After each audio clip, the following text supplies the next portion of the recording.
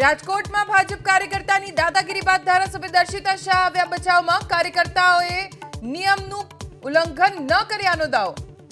મેં ડીસીપી પૂજા યાદવ સાથે વાત કરી. કોઈ નિયમ વિરુદ્ધનું કાર્ય કરવામાં આવ્યું નથી.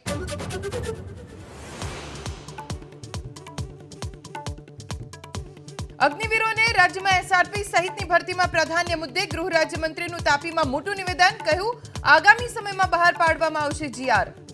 સંપૂર્ણ માહિતી આવનારા અઠવાડિયામાં જીઆરના માધ્યમથી સૌ લોકોને આપવામાં આવશે.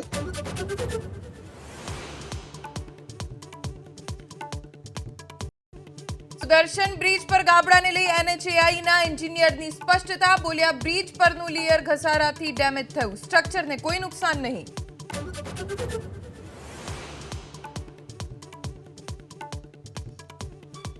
બોટાદના રાણપુરમાં ભાજપ બક્ષીપંચ મોરચાના મહામંત્રી પર શખ્સનો હુમલો. અશોકભાઈ ગોહિલ પર નશાની હાલતમાં ઇમરાન નામના શખ્સે હુમલો કર્યાનો આરોપ.